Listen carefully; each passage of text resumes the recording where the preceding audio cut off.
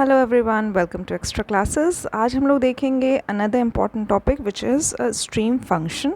इसे हम लोग साई से डिनोट करते हैं और साई की स्पेलिंग इस तरह से लिखी जाती है। तो स्ट्रीम फंक्शन क्या होता है? स्ट्रीम फंक्शन एक स्केलर फंक्शन होता है of space and time such that the partial derivative with respect to any direction gives velocity component at right angle to that direction. ये तो होती है इसकी डेफिनेशन। तो अगर कभी भी आपसे स्ट्रीम फंक्शन की डेफिनेशन पूछे तो आपको ये पता होना चाहिए। ओके, अब इसको हम लोग समझते हैं कि ये होता क्या है। अगर हम लोग पार्शियल डेरिवेटिव लेते हैं साई का, मान लीजिए हम लोग x के रिस्पेक्ट में हम लोग इसका पार्शियल डेरिवेटिव ले रहे हैं, तो इसकी जो वैल्यू आएगी वो हमें y कॉम्पोनेंट मतलब y डायरेक्शन में जो वेलोसिटी का कंपोनेंट होगा यानी कि v, ये उसके बारे में हमें इंफॉर्मेशन देगा, मतलब उसकी वैल्यू हमें बताएगा। तो जब भी हम लोग पार्शियल डिफरेंशिएशन करते हैं साई का with respect to any coordinate, तो ये इसके राइट एंगल कोऑर्डिनेट की वेलोसिटी कंपोनेंट बताता है। मतलब कि अगर हम लोग y एक्सिस पे इसका पार्शियल डिफरेंशिएशन करते हैं तो ये x एक्सिस पे जो वेलोसिटी कंपोनेंट है यानी कि हमारा u, ये उसका वैल्यू बताता है। ओके, सो नेक्स्ट इज़ हमारा, अगर हम लोग इसका पार्शियल डिफरेंशिएशन करते हैं x के रिस्पेक्ट में तो ये हमें v की वैल्यू बताता है। ओके, अब इसके साथ एक u और v में से किसी एक के साई वैल्यू के साथ हम लोग नेगेटिव वैल्यू लगा देते हैं। यूजुअली हम लोग u के वैल्यू के साथ लगाते हैं। ओके, तो जब भी हमें बस ये पर्टिकुलर फॉर्मूलेज याद करने हैं और इसमें del psi by del y लिख लीजिए, यहाँ पे del psi by del x लिख लीजिए और एक वैल्यू के साथ नेगेटिव साइन, जो कि यूजुअली u के वैल्यू के साथ नेगेटिव साइन लगा दीजिए।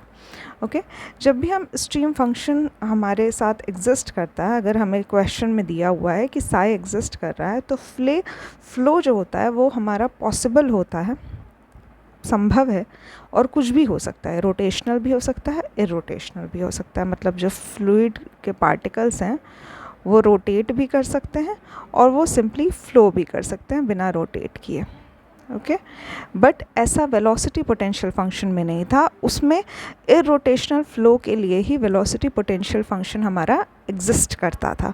बट क्योंकि हम स्ट्रीम फंक्शन की बात कर रहे हैं, यहाँ ये फ्लो जो होता है वहाँ हमारा रोटेशनल भी हो सकता है और इरोटेशनल भी हो सकता है। अगर साई जो है वो सेटिस्फाई करे लैप्लास इक्वेशन को, ओके, लैप्लास इक्वेशन को, तो it is a possible case of irrotational flow. अब अगर हमें स्पेसिफिकली निकालना है कि ये फ्लो जो हो रहा है ये इरोटेशनल है कि नहीं, तो हमें उसके लिए लैप्लास इक्वेशन को सेटिस्फाई करना होगा। तो देखते हैं हम लोग लैप्लास इक्वेशन क्या है। ये हमारी लैप्लास इक्वेशन है। अगर इस पर्टिकुलर इक्वेशन को हमारा जो भी साई क्वेश्चन में दिया होगा, अगर वो उसको सेटिस्फाई करता है तो फिर हमारा जो फ्लो है वो इरोटेशनल होगा। स्पेसिफिकली इरोटेशनल के लिए ये कंडीशन फॉलो होनी चाहिए। नाउ अगर हम लोग देखें line of constant stream function, मतलब अगर कोई एक पर्टिकुलर हम लोग लाइन बनाते हैं जिसमें जो हमारा स्ट्रीम फंक्शन है, लेट सपोज साई, इसकी वैल्यू है कुछ 10 यूनिट, तो इस पर्टिकुलर लाइन में जो साई की वैल्यू है वो कांस्टेंट है, चेंज नहीं हो रही है, इसको हम लोग कहते हैं स्ट्रीम लाइन। ओके, सो साई जो होता है वो यहाँ पे कांस्टेंट होता है, यानी कि डेल्टा साई जो हो जाएगा वो हमारा हो जाएगा 0। अब बिकॉज हम जानते हैं कि साई जो है वो फंक्शन है x, y का, तो हम लोग इसको पार्शियल डिफरेंशिएट करते हैं, तो delta Sai is equals to del psi by del x dx plus del psi by del y dy। Okay, now we know कि इसकी जो वैल्यू है वो del psi is equals to v के बराबर है, v dot D x plus ये जो वैल्यू है ये माइनस u के बराबर है, तो minus u dy now this is equals to zero, this is equals to zero, तो हमारा हो जाएगा v dx is equals to u dy, और जो हमारी इक्वेशन आ जाएगी वो हो जाएगी dy by dx is equals to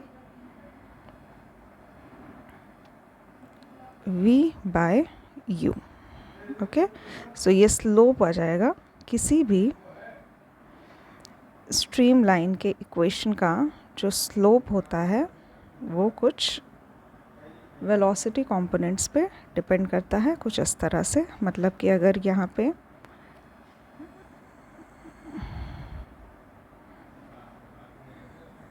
ये हमारी लाइन है x और ये है y और ये कोई स्ट्रीम लाइन है,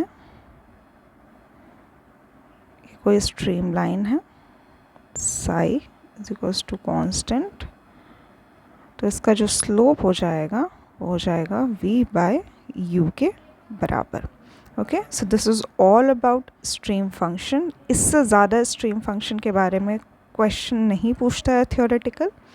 इस पे बेस्ड कुछ क्वेश्चंस आते हैं, वो भी रेयर होते हैं। यूजुअली बस ये इक्वेशन हमें पता होनी चाहिए कि इसका स्लोप क्या होता है और साई क्या होता है, रोटेशनल फ्लो के लिए किस तरह से इक्वेशन बनती है, बस इतना ही क्वेश्चंस पूछे जाते हैं रिलेटेड टू स्ट्रीम फंक्शन। तो आई होप आपको स्ट्रीम फंक्शन समझ में आया होगा। Thank you for watching the lecture.